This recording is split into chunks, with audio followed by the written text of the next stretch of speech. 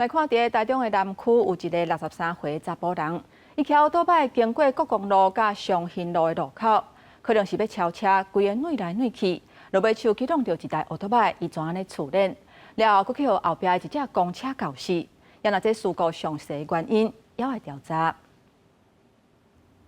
行车记录器翕到两台机车正驶伫慢车道，这时阵公车正要来靠站，其中一台机车有骑较慢，不过另外一个骑车的人敢若无注意到，两台机车先是发生相撞，结果其中一个弄半倒的骑机车人却是互公车碍过。代志是发生第23早起7点外，当时63岁这姓林骑车的人，骑机车沿国公路由南往北行，却是伫上兴路口时，敢若要超车，甲这姓蔡骑车的查某人相撞，跋倒伫涂骹。不过这时阵，疏忽这要靠站的公车甲碍过，造成伊不幸当场死亡。碰撞后，林男所骑乘的不重机倒地，遭左侧的公车碾压，造成林男死亡。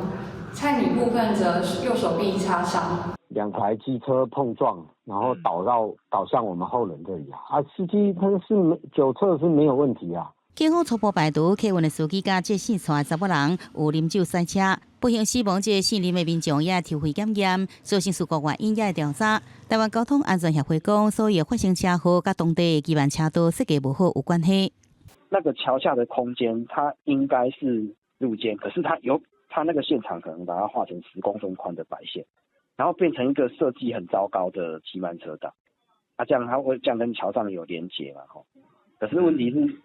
可是你桥上这样下去，那个位置又不准，